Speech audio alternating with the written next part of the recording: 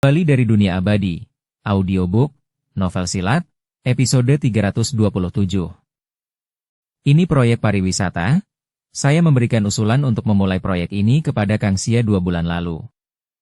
Gao Beilei menjelaskan, dia dan para eksekutif perusahaan telah membahas proyek tersebut dan menyetujuinya mengingat potensi yang ditawarkannya. Namun, kami kekurangan dana saat hendak memulai proyek baru-baru ini. Saya ingin bertanya kepada Kang Xia tentang hal itu, tetapi saya tidak menyangka Anda akan kembali tiba-tiba. Berapa biaya proyek pariwisata ini sebenarnya? Tanya Tang Xiu. Gao Beilei menjawab. Berdasarkan anggaran sebelumnya, kami kekurangan. Tang Xiu mengangkat tangannya untuk memotong pembicaraannya dengan lugas dan berkata, saya tidak perlu mendengar anggaran sebelumnya. Yang saya tanyakan adalah total investasi proyek ini. Berapa jumlahnya? Sekitar 80 miliar yuan, kata Gao Beilei. Huf. Tang Xiu tidak dapat menahan diri untuk tidak menarik napas dalam-dalam. Proyek pariwisata yang membutuhkan 80 miliar yuan adalah sesuatu yang tidak pernah dia duga. Jadi dia tidak dapat menahan diri untuk segera bertanya. Beritahu saya tentang proyek pariwisata ini terlebih dahulu. Itu karena pemerintah ingin mengembangkan pulau mata air surgawi di Laut Cina Selatan. Untuk menarik investor dan bisnis di sana, negara mengadakan tender, dan Magnificent Tang Corporation memenangkan tender tersebut, sedangkan 80 miliar adalah dana yang dibutuhkan untuk mengembangkan seluruh pulau. Para eksekutif senior perusahaan dan saya telah melakukan analisis. Jika kita dapat mengembangkan pulau mata air surgawi di Laut Cina Selatan ini secara keseluruhan, kita dapat menjadikannya tempat wisata indah seperti mimpi yang dapat menarik wisatawan dari seluruh dunia. Secara keseluruhan, ini adalah investasi jangka panjang yang akan terus menghasilkan pendapatan bagi perusahaan di masa mendatang. Tang Xiu merenungkannya sejenak, lalu langsung mengeluarkan ponselnya. Setelah menekan nomor ponsel dan panggilannya diangkat, dia terkekeh dan berkata pelan. Bagaimana bisnisnya, Saudara Miao? Saudara Tang, Anda benar-benar, sial, sudah 3 tahun. Saya tidak pernah melihat atau menerima telepon dari Anda selama 3 tahun terkutuk ini. Saya telah mencari Anda, dan saya diberitahu bahwa Anda pergi mengasingkan diri entah kemana untuk berkultivasi dan Anda tidak dapat menghubungi saya. Namun, hal pertama yang Anda tanyakan kepada saya setelah saya menunggu telepon Anda adalah tentang bisnis saya? Sialan, tidak bisakah Anda setidaknya memberitahu saya bahwa Anda merindukanku atau hal lainnya? Gerutuan Miao Wentang terdengar dari telepon. Dia terdengar getir. Hahaha.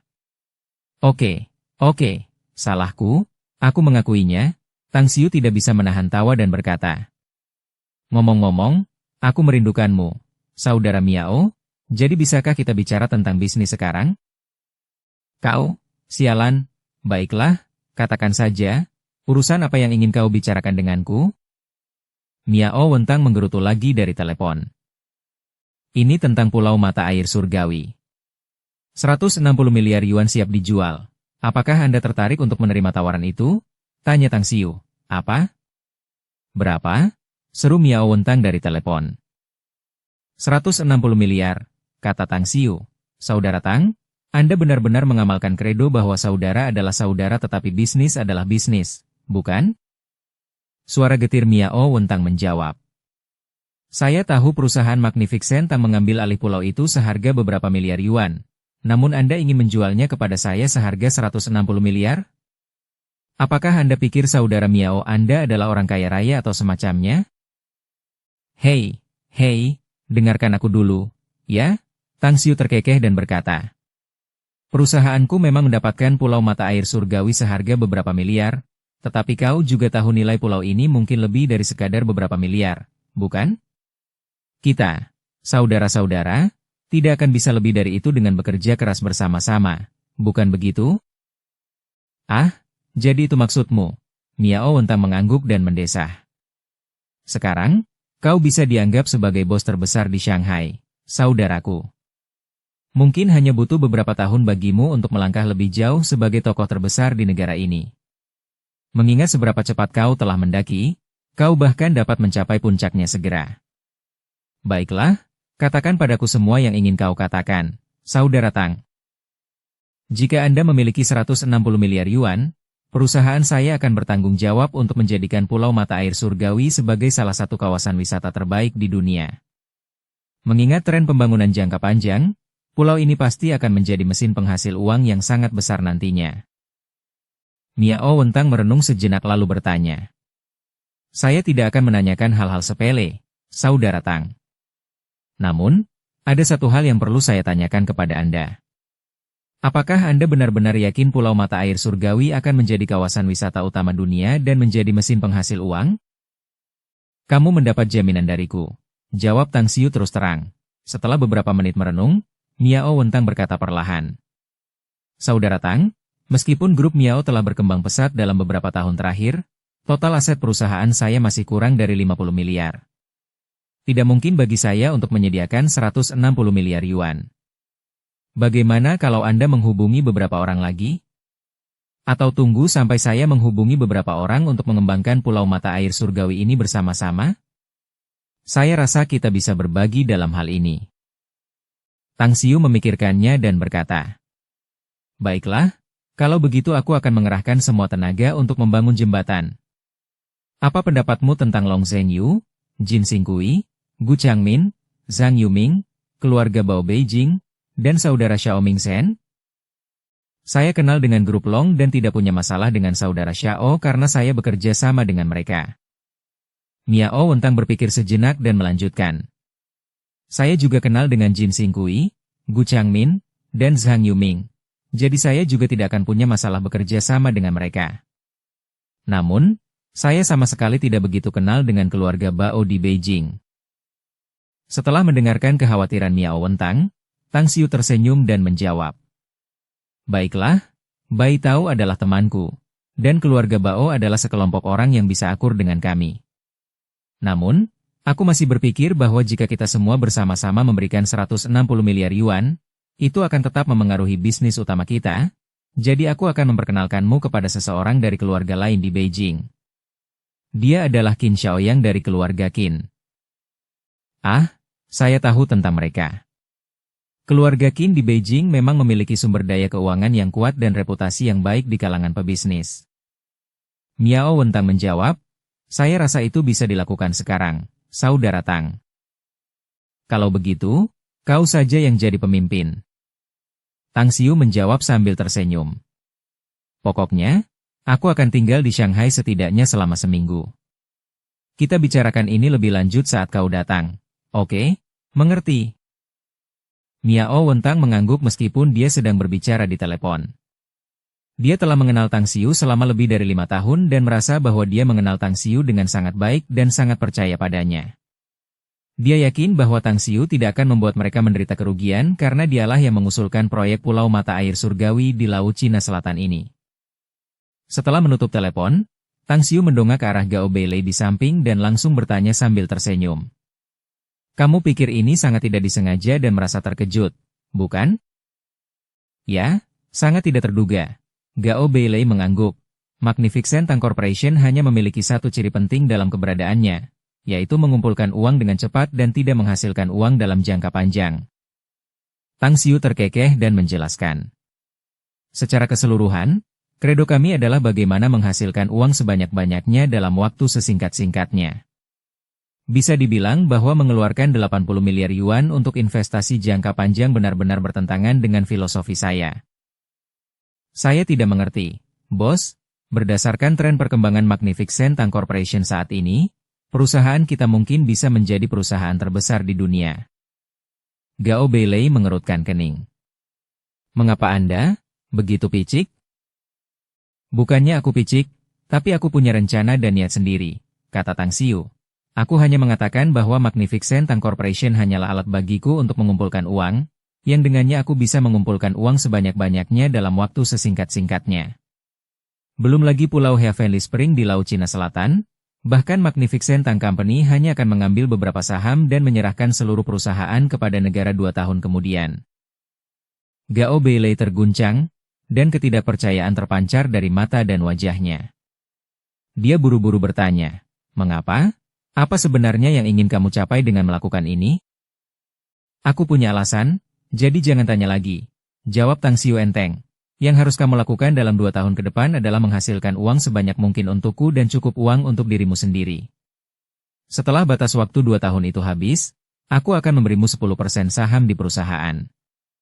Saat itu, apakah kamu masih memimpin perusahaan atau hanya ingin menikmati hidupmu? Kamu hanya perlu menunggu dividen nanti. Terkesiap? Meskipun memiliki karakter yang tangguh, Gao Beilei tidak dapat menahan diri untuk tidak terkesiap setelah mendengar pernyataan Tang Xiu saat badai berkecamuk di dalam hatinya. 10% saham, nilai aset perusahaan Magnificent Tang saat ini saja sudah mencapai 1 triliun yuan, kurang lebih. 10% saham setara dengan 100 miliar. Dan Tang Xiu baru saja memberinya 100 miliar yuan begitu saja? Mengapa? Gao Beilei yang selalu berpikir bahwa dirinya sangat cerdas dengan IQ-nya yang tinggi, merasa bingung dengan keputusan Tang Xiu. Sebagai tanggapan, Tang Xiu tersenyum acuh tak acuh. Jangan terlihat begitu terkejut. 10% saham hanyalah hadiah kecil untukmu. Aku akan memberimu hadiah tambahan jika kau dapat memuaskanku dengan kinerjamu dalam 2 tahun ini. Aku jamin hadiah yang akan kuberikan padamu akan menjadi sesuatu yang tidak akan pernah bisa kau beli bahkan jika kau bisa menjadi triliuner di masa depan. Gao Beilei menggigil dalam hati dan mengangguk tanpa kata. Tang Xiu tidak ingin menjelaskan lebih lanjut, jadi dia tidak bertanya lagi. Terlepas dari apakah dia benar-benar bisa mendapatkan 10% saham perusahaan di masa depan, dia akan tetap mengikuti instruksi Tang Xiu.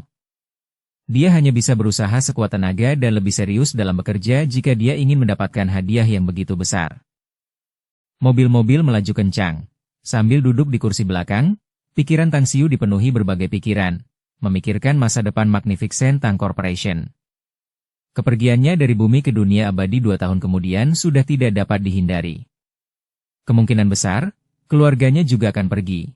Jadi Magnificent Tang Corporation tidak perlu ada lagi setelah dia pergi. Namun, beberapa orang masih akan tinggal di sini. Misalnya, keluarga Ouyang Lulu.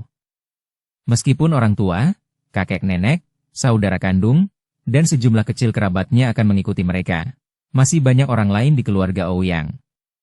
Dia berencana untuk memberikan beberapa saham Magnificent Tang Corporation kepada keluarga Ouyang, dan itu dapat dihitung sebagai mas kawin untuknya.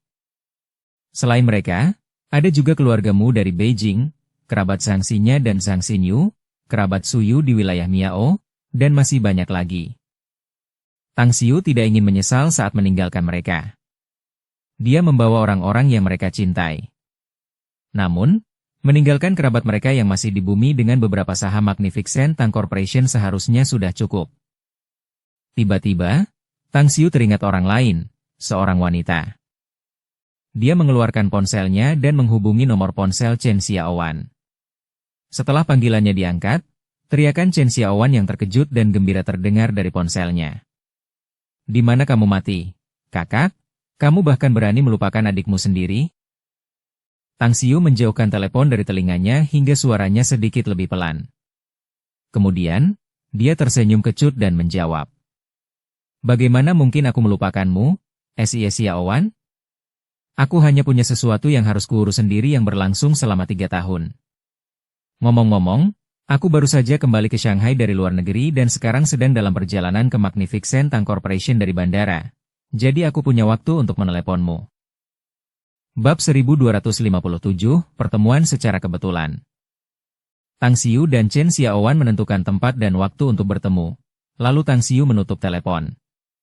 Tang Xiu tidak dapat menahan perasaan hangat di hatinya setelah mengingat semua pengalaman yang pernah ia lalui bersama Chen Xiaowan. Chen Xiaowan sudah lama menganggapnya sebagai adik laki-laki dan merawatnya dengan baik, sesuatu yang membuatnya merasa hangat dan bahagia. Perasaan yang dimilikinya terhadapnya bukanlah jenis kasih sayang antara pria dan wanita, melainkan semacam cinta dan pengakuan keluarga, dan dia menganggapnya sebagai kakak perempuan. "Aku juga akan membawamu pergi jika kau bersedia mengikutiku. Aku juga akan memberimu jaminan hidup di masa depan jika kau memilih untuk tinggal di sini. Tidak ada yang akan mengubah kenyataan bahwa kau adalah kakak perempuanku." Tang Xiu bergumam dalam hati sambil mengalihkan pandangannya keluar jendela. Bangunan-bangunan tinggi di sekitarnya terus-menerus mengalami kemunduran, dan jalan-jalan yang ramai dengan deretan toko yang dipenuhi dengan barang-barang yang memukau dan keramaian pun memudar. Tang Xiu merasa kehidupan biasa semakin menjauh darinya, dan sepotong kehidupan yang damai akan segera berakhir. Apakah kau keberatan jika aku menanyakan sesuatu, Gao Beilei? Tang Xiu tidak menarik kembali pandangannya, tetapi suaranya agak tidak biasa ketika dia bertanya. Silakan bertanya, bos, jawab Gao Beilei lembut. Menurutmu, apa yang diinginkan orang dalam hidup? Kehidupan yang indah dan penuh sensasi atau sekadar kehidupan yang mudah dan biasa-biasa saja seumur hidup? Tanya Tang Xiu. Tentu saja untuk menjalani kehidupan yang luar biasa. Jika tidak, memilih kehidupan yang biasa-biasa saja akan membuat seseorang menyesalinya saat sudah tua nanti, kata Gao Beilei. Namun, pertanyaan seperti itu bukanlah sesuatu yang hanya memiliki satu jawaban. Setiap orang memiliki ide yang berbeda. Ada yang pasti menginginkan kehidupan yang luar biasa, sedangkan yang lain menginginkan kehidupan yang hambar dan mudah. Tang Xiu sedikit terdiam. Jawaban Gao Beilei agak ambigu dan tidak ada bedanya dengan tidak menjawab. Namun, dia juga menyadari bahwa tidak ada satu jawaban tunggal untuk pertanyaan ini. Setiap orang punya ide dan impian mereka sendiri. Setiap orang punya tujuan yang berbeda karena ide mereka berbeda. Tiba-tiba, Tang Xiu menatap keluar jendela dan langsung berkata, "Berhenti dan parkir." Kedua mobil itu berhenti. Tang Xiu tidak menunggu bawahannya membuka pintu dan langsung keluar. Dia melihat Su Yaning duduk sambil memegang es krim di seberang jalan, berpegangan tangan dengan seorang pria tampan. Tang Xiu tidak menyangka akan bertemu dengannya di sini. Sebenarnya, dia selalu bersikap menjijikan bagi keluarga Su sejak dia kembali dari dunia abadi. Dia menjaga jarak tertentu dari mereka meskipun dia tidak peduli untuk bersinggungan dengan mereka. Dia bahkan tidak peduli dengan Su Xiangwen, Su Yaning, atau Su Xiangfei selama ini. Namun, dia telah mengajarkan teknik kultivasi kepada Su Xiangfei dan mengizinkannya berlatih secara diam-diam, tetapi dia tidak memberinya sumber daya kultivasi. Gao Beilei, aku baru saja bertemu seorang kenalan. Tidak perlu menemaniku makan siang. Aku akan pergi ke markas besar Magnificent Tang sendirian nanti. Kita akan bicara lagi nanti. Gao Beilei ragu-ragu dan bertanya. Haruskah aku menitipkan mobil untukmu? Tidak perlu, Tang Xiu menggelengkan kepalanya. Saat Gao Beilei pergi, Tang Xiu menyeberangi zebra cross. Saat dia berdiri di depan Su Yaning dan pria tampan itu, dia terkekeh dan berkata, "Hei, Beilei dan Beao, maukah kamu memberiku sedikit perhatian dan makan siang bersamaku?" Hah? Ekspresi Su Yaning saat melihat Tang Xiu seperti melihat dunia baru dengan ekspresi tidak percaya di wajahnya. Dia melepaskan tangan pria tampan itu dan melangkah beberapa langkah ke arah Tang Xiu dan mencubit wajahnya. "Hei, aku serius." Tang Xiu berkata sambil tersenyum sambil menepis tangan wanita itu dengan cepat, tampak geli. "Sudah lebih dari 3 tahun dan kupikir kau sudah mati. Ternyata kau masih hidup, tapi kenapa tidak ada yang melihatmu selama ini?" gerutu Su Yaning. Wajah pemuda tampan itu berubah. Dia sangat merasakan bahwa hubungan antara Su Yaning dan Tang Xiu tidaklah sederhana. Dengan tatapan bermusuhan, dia melangkah maju dan meraih lengan Su Yaning dan bertanya dengan muram. "Siapa orang ini, Yaning?" Tang Xiu sendiri bisa merasakan permusuhan yang ditujukan pria tampan ini padanya dan berkata sambil tersenyum. "Apakah kamu percaya jika aku mengatakan bahwa aku pacarnya?" "Diam kau," teriak lelaki tampan itu. "Pacar Yaning itu aku." Su Yaning tampak seperti baru saja terbangun dari mimpi, menatap Tang Xiu yang tersenyum tipis. Ia langsung menepuk tangan Tang Xiu dengan cepat dan berkata, "Sudah, berhenti bicara omong kosong, ya?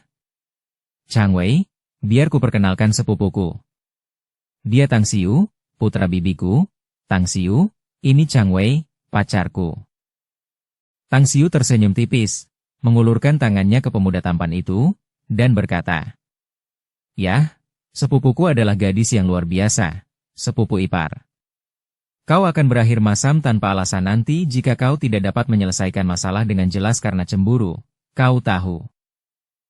Sikap permusuhan yang ditunjukkan Chang Wei kepada Tang Xiu benar-benar menghilang setelah Su Yaning memperkenalkannya. Dia menggaruk kepalanya dengan canggung lalu berjabat tangan dengan Tang Xiu, meminta maaf. "Hai, sepupu. Maaf atas sikap burukku, aku Chang Wei, manajer penjualan grup Baolai." Tang Xiu menyadari perubahan ekspresi Chang Wei saat mengucapkan kalimat terakhirnya. Pria itu jelas terlihat lebih percaya diri dan mungkin ingin sedikit membuktikan kemampuannya. Saya Tang Xiu.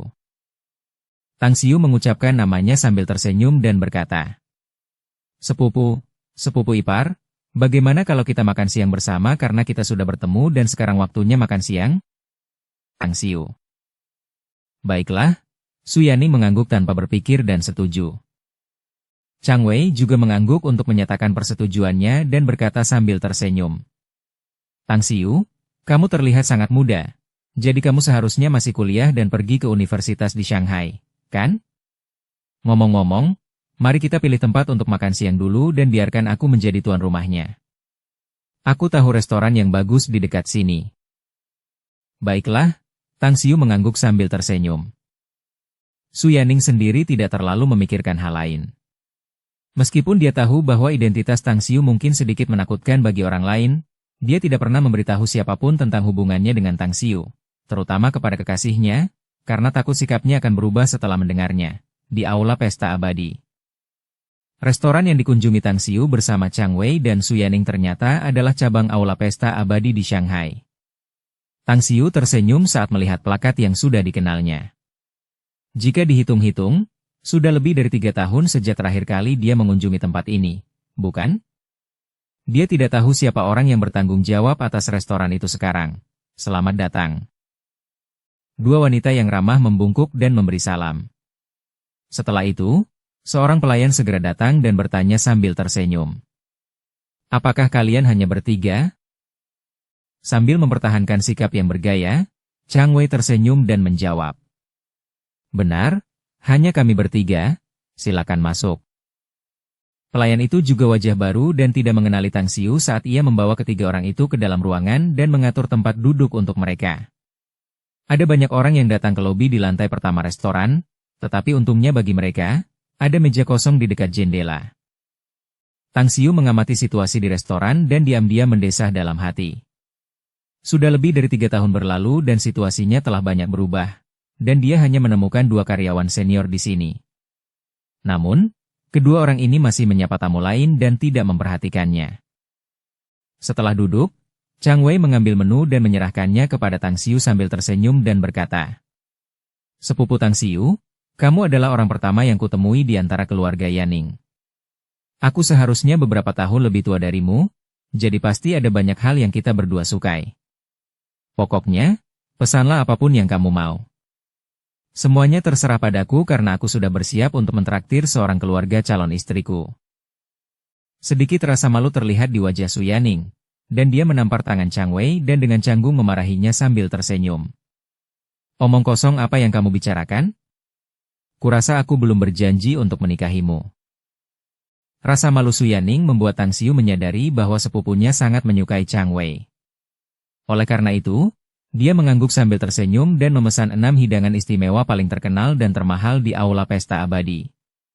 Dia kemudian mengembalikan menu kepada Chang Wei dan berkata sambil tersenyum. Saya sudah memilih hidangannya, sepupu ipar. Apakah Anda ingin menambahkan lebih banyak? 6 hidangan spesial yang baru saja dipesan Tang Xiu semuanya mahal dan membuat Chang Wei tersenyum getir dalam hati. Bahkan jika dia tidak memesan lebih banyak hidangan, dia harus merogoh koceknya dan menghabiskan setengah dari gaji bulanannya. Dukung channel Novel Silat dengan subscribe, follow, like, komen dan share. Namun, dia tetap memesan 2 hidangan lagi meskipun merasa sedikit gelisah. Kau memesan terlalu banyak hidangan, tahu kan? Akan sia-sia jika kau tidak menghabiskan semuanya, sepupu. Su Yaning menggelengkan kepalanya sambil tersenyum. Tidak apa-apa, aku hanya merasa sangat bahagia, loh. Tang Xiu terkekeh. Chang Wei hanya bisa memutar matanya diam-diam dan sedikit terdiam. Kau merasa senang? Kau tidak tahu aku baru saja menghabiskan setengah bulan gajiku untuk 1 kali makan, kan? Bagaimana kita bertiga akan menghabiskan semua hidangan ini? Sebagian besar pasti akan terbuang sia-sia.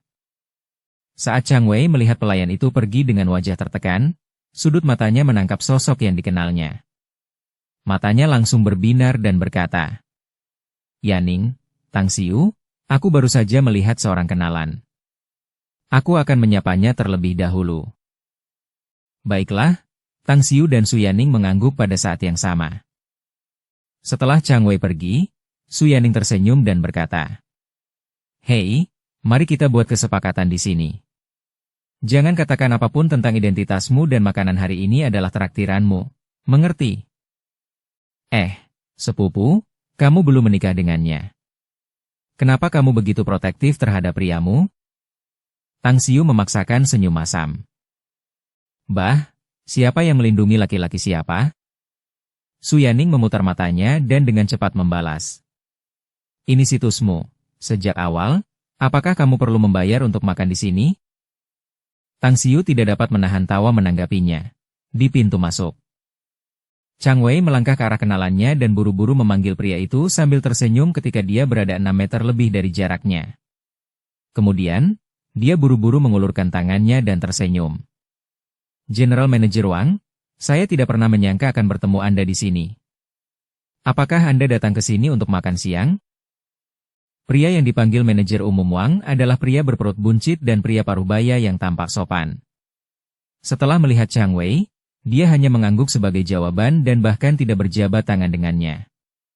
Dia menjawab dengan ringan, ini hanya makan siang. Apakah Anda di sini juga untuk makan siang, Manajer Chang? Makanan di sini cukup mahal, bukan? Meskipun Chang Wei sangat muak dengan Manajer Umum Wang ini, pria itu tetaplah atasannya dan orang kedua di perusahaannya. Oleh karena itu, dia hanya bisa tersenyum patuh dan berkata, "Baiklah, aku bertemu dengan seorang kerabat pacarku, jadi aku mengundangnya untuk makan siang di sini. Tidak ada yang bisa kulakukan selain menahan rasa sakit tidak peduli seberapa mahal hidangannya, kan? Ngomong-ngomong, apakah ini kakak ipar, Manajer Umum Wang? Dia benar-benar cantik. Apakah kamu ingin datang ke meja kami dan membiarkanku mentraktirmu hari ini? Baiklah." Manajer Umum Wang belum berbicara, tetapi wanita muda di sebelahnya mengangguk dan menerimanya. Namun, tanggapannya yang cepat di luar dugaan Chang Wei. Bahkan Manajer Umum Wang sendiri menatapnya dengan pandangan menegur. Bab 1258 Bos. Undangan itu hanya basa-basi, tetapi Chang Wei tidak menyangka bahwa pihak lain akan langsung menerimanya. Merasa tidak berdaya dan putus asa, Chang Wei tidak bisa berbuat apa-apa selain menguatkan diri. General Manager Wang, kakak ipar, silakan masuk. Namun, Manajer Umum Wang tampak agak dingin dan berkata dengan acuh tak acuh. Dia putriku. Apa? Chang Wei menatap kosong dan tampak malu setelahnya. Dia buru-buru berkata, maaf karena tidak dapat mengetahui siapa Anda, sehingga berbicara dengan keliru. Manajer Umum Wang, Nona Wang, silakan masuk ke dalam. Kau benar-benar tidak punya mata, ya? Gadis itu terkekeh dan berkata, aku benar-benar tidak mengerti mengapa ayahku mengenal orang sepertimu. Kalau begitu, mari kita masuk. Aku ingin melihat pacar macam apa yang kau temukan dengan mata seperti itu. Dia pasti orang buta sepertimu. Ya, buta? Persetan denganmu, Chang Wei mengumpat dalam hati. Dia tidak bisa menahan firasat buruk. Meskipun dia masih muda, dia telah mengalami banyak hal. Bagaimana mungkin dia tidak melihat bahwa putri Manajer Umum Wang ini memiliki niat untuk membuat kekacauan? Tiba-tiba, dia diam-diam menyesali tindakannya menjilati pantat pria ini dan menyapanya. Dia hanya mencari kesialan untuk dirinya sendiri. Tak lama kemudian, Chang Wei membawa Manajer Umum Wang dan putrinya dan kembali ke Tang Xiu dan Su Yaning. Ada ekspresi tak berdaya di wajahnya saat ia memperkenalkan mereka. Yaning, Tang Xiu, ini atasanku, Manajer Umum Wang dan putrinya. Manajer Umum Wang, ini pacarku, Su Yaning dan ini sepupunya. Setelah melirik wajah Su Yaning, tatapan Manajer Umum Wang akhirnya jatuh pada wajah Tang Xiu dan mengernyitkan alisnya. Dia merasa bahwa Tang Xiu tampak familiar, tetapi dia lupa di mana dia pernah melihat wajahnya sebelumnya. Halo, Presiden Wang. Tang Xiu bangkit dan mengulurkan tangannya setelah menahan senyumnya. Manajer Umum Wang menjabat tangan Tang Xiu dan mengangguk. Gadis kecilku sengaja membuat masalah, jadi aku harus datang untuk makan malam denganmu dan kuharap aku tidak mengganggumu. Namun, Kami masih memiliki sesuatu untuk dilakukan dan tidak dapat makan siang denganmu. Nikmati makananmu, ayah. Pandangan wanita muda itu tak pernah lepas dari Tang Xiu saat melihatnya. Ketika mendengar ayahnya berkata mereka akan pergi, dia buru-buru meraih tangannya. Di sisi lain, Tang Xiu merasa jijik dengan cara wanita muda ini menatapnya. Dia merasa seperti sedang ditatap oleh seorang wanita cabul yang lapar. Dia bahkan bisa merasakan dari auranya bahwa dia baru saja berhubungan seks dengan seorang pria setidaknya 2 jam yang lalu. Begitu ya? Kalau begitu kami tidak akan memaksamu menemani kami karena Presiden Wang masih ada urusan yang harus diselesaikan. Manajer umum Wang melirik putrinya, lalu menatap Tang Xiu dan merasa sedikit tidak berdaya. Setelah menjawab dengan samar. Dia mengabaikan tatapan memohon putrinya dan menariknya pergi. Saat dia berjalan beberapa meter, mata manajer umum Wang tiba-tiba berbinar ketika dia melihat manajer aula pesta abadi masuk. Dia melangkah maju untuk segera menyambutnya dan berkata sambil tersenyum. Tuan Hu, putri saya merindukan hidangan di aula pesta abadi.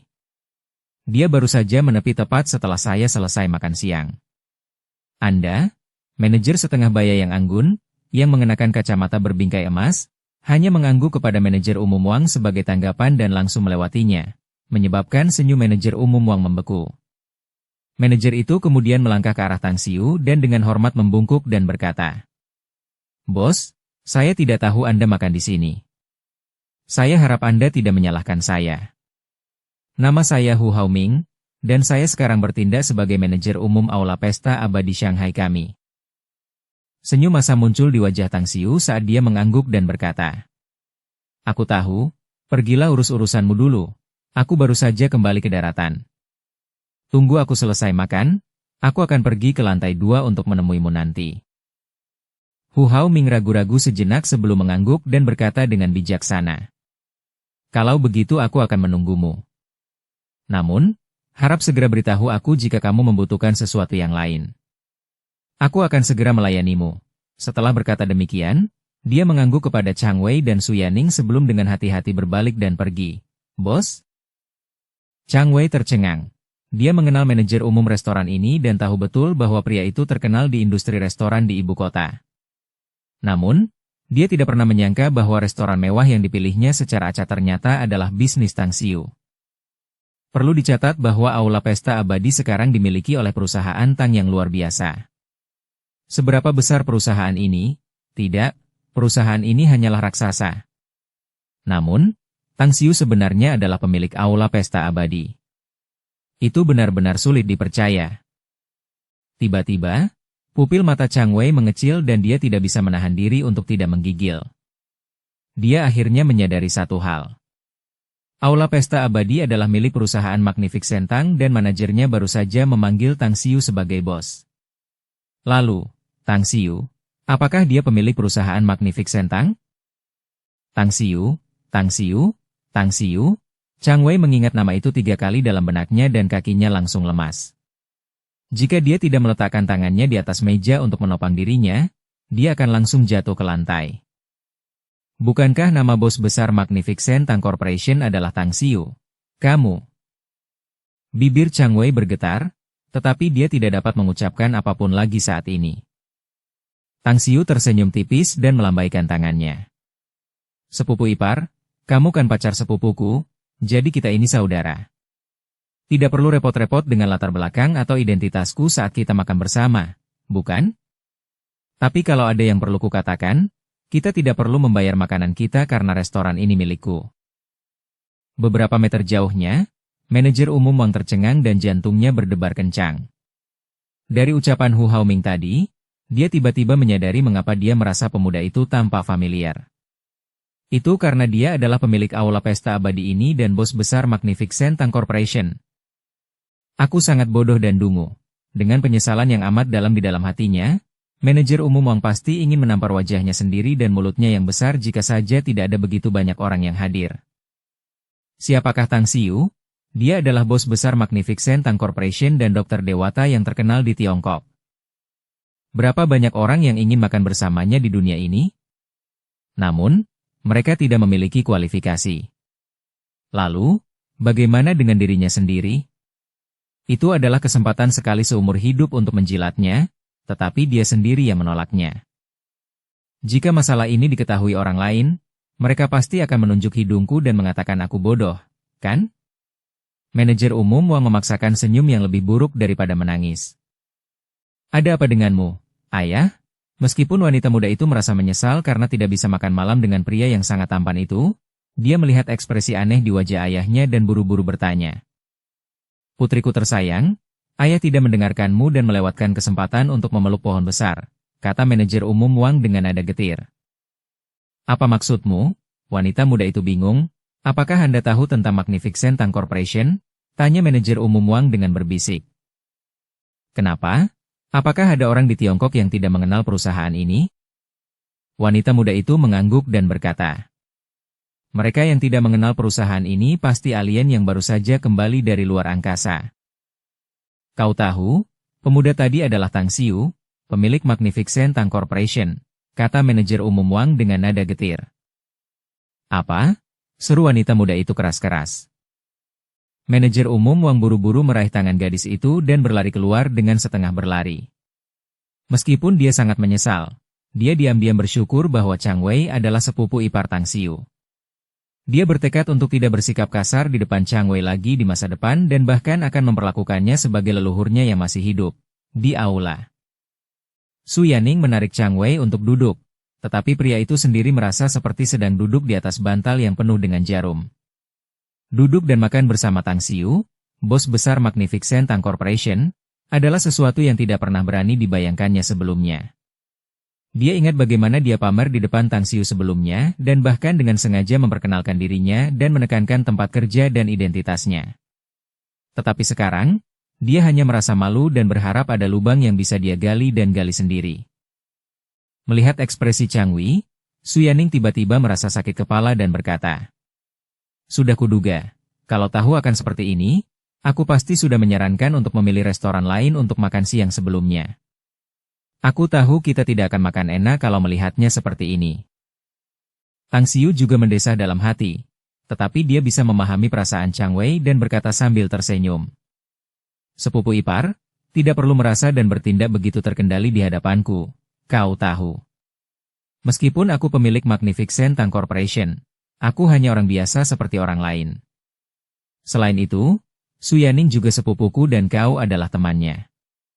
Hanya hubunganmu dengannya saja sudah cukup karena kalian berdua saling mencintai. Jadi itu membuat kita menjadi saudara.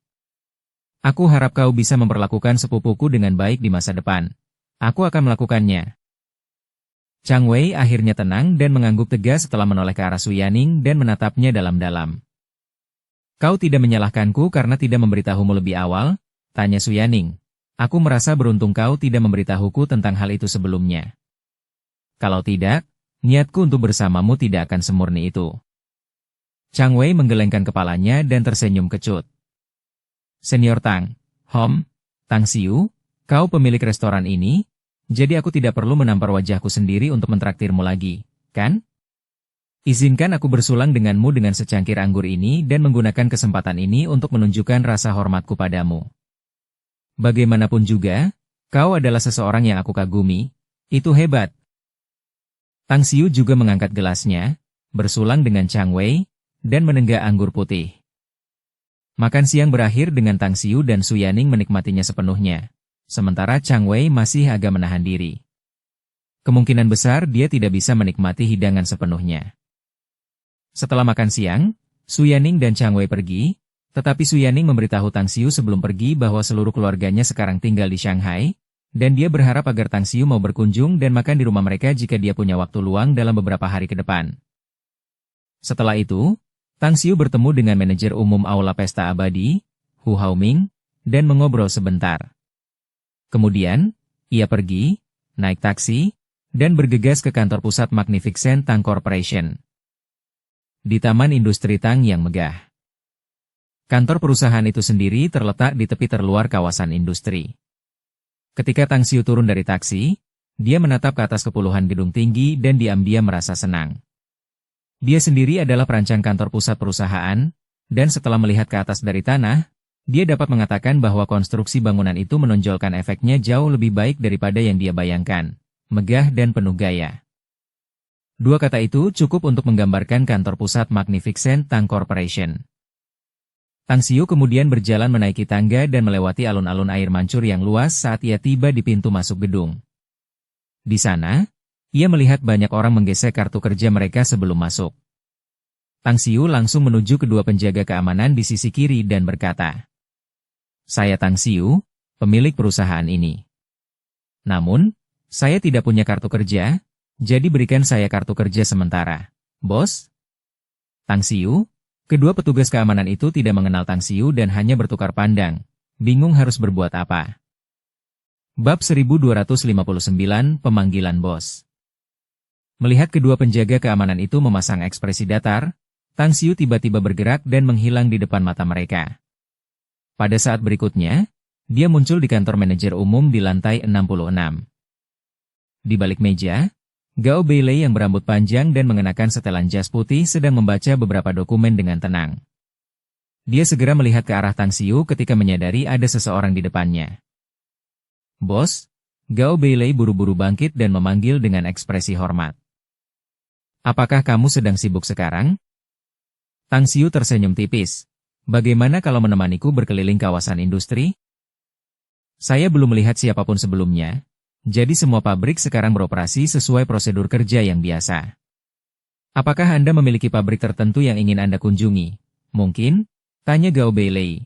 "Aku ingin mengunjungi tempat pembuatan bir, mengunjungi tempat lainnya adalah pilihan," kata Tang Xiu ringan. "Baiklah." Gao Beilei mengangguk dan menelepon sekretaris kantor melalui telepon PABX. Saat sekretaris wanita cantik yang mengenakan sepatu hak tinggi dan jas merah mengetuk pintu dan masuk, dia melihat ke arah Tang Xiu dan terkejut. Meja kerjanya berada tepat di luar kantor, tetapi dia belum pernah melihat orang asing ini memasuki kantor manajer umum sebelumnya.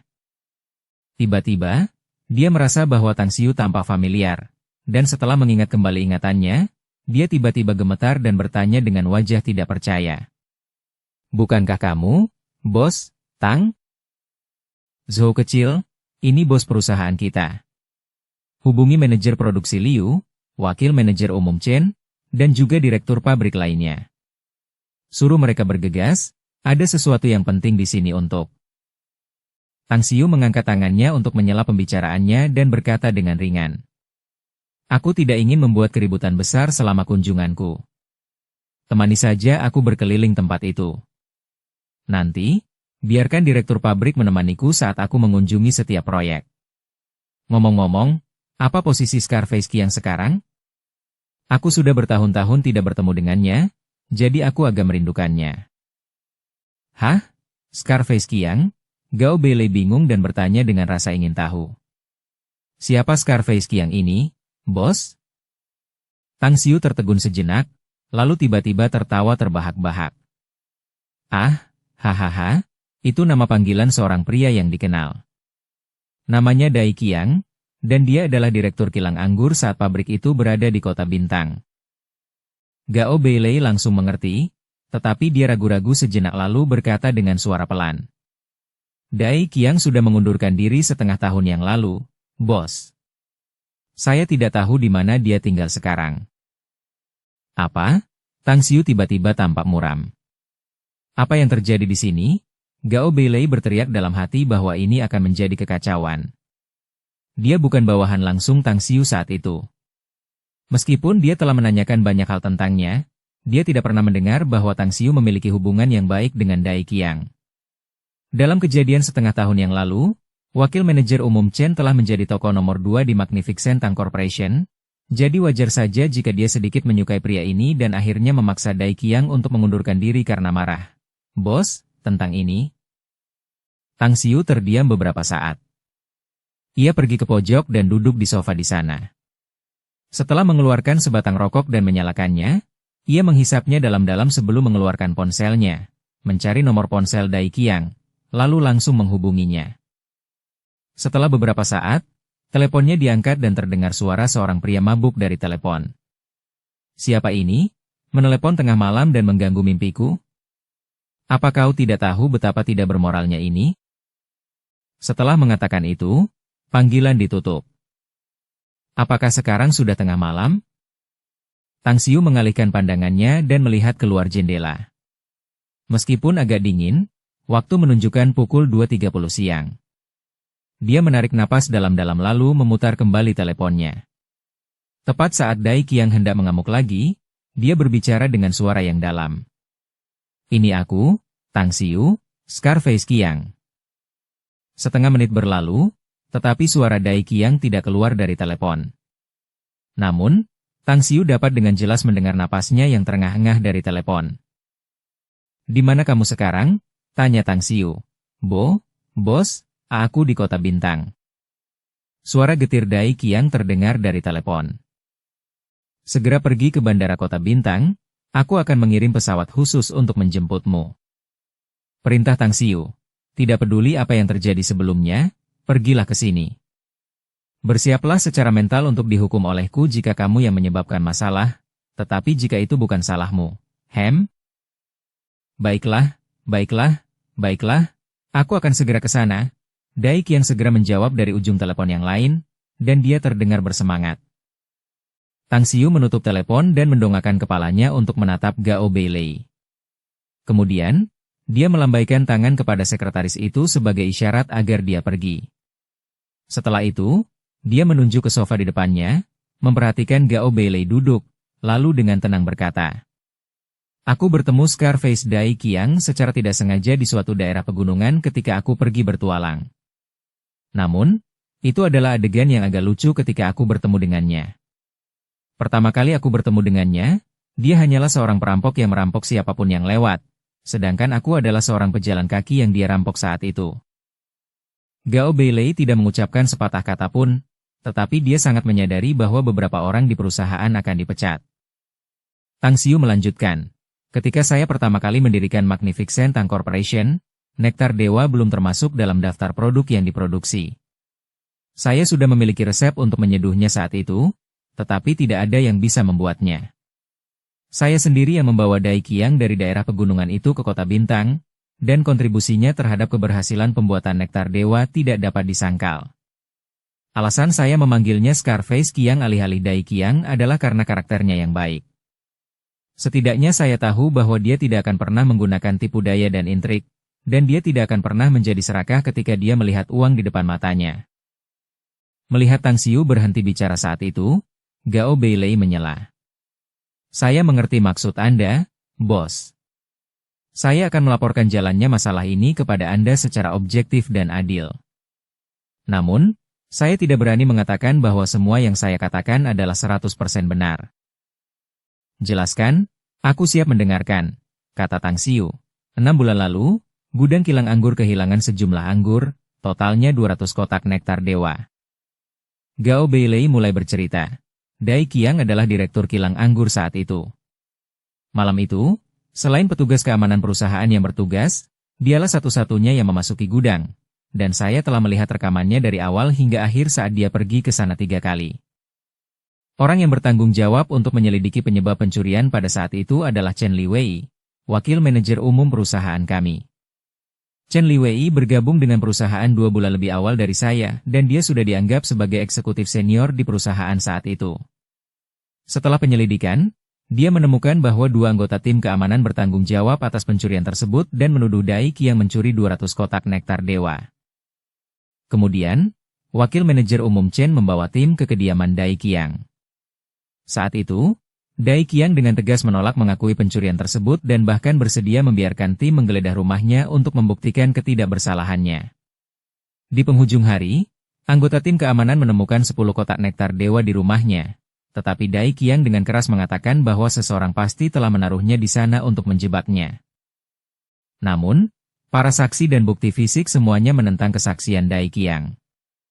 Ia akhirnya memilih untuk mempertahankan sahamnya di kilang anggur tersebut dan kemudian mengundurkan diri sebagai direktur pabrik dan meninggalkan perusahaan. Awalnya saya ingin melaporkan masalah ini kepada Presiden Kang dan membiarkannya membuat keputusan. Saya mencoba menghubunginya berkali-kali melalui berbagai cara tetapi tidak berhasil. Oleh karena itu, saya hanya bisa menunda masalah ini, dan kemudian saya lupa melaporkannya karena saya terlalu sibuk. Tang Xiu dengan tenang mendengarkan penjelasan Gao Beilei dan memahami dalam hatinya bahwa Magnificent Tang Corporation kemungkinan besar tidak begitu damai dalam beberapa tahun terakhir. Dia dapat melihat pasti ada pertikaian sengit di antara manajemen puncak perusahaan, sementara Dai Qiang mungkin telah memengaruhi atau bahkan mengganggu sumber pendapatan beberapa orang. Akhirnya, dia terdesak keluar dari perusahaan oleh beberapa orang jahat yang tercela. Perjuangan tidak dapat dihindari saat orang-orang berkumpul, ya? Tang Xiu tidak dapat menahan diri untuk tidak mendesah. Namun, ekspresinya langsung berubah dingin saat dia berkata dengan acuh tak acuh. Katakan pada Chen Liwei untuk datang menemuiku sekarang. Kemungkinan besar aku akan menemukan masalah ini saat aku menemuinya. Bersambung ke episode 328. Dukung kami dengan subscribe, follow, like, komen dan share. Terima kasih.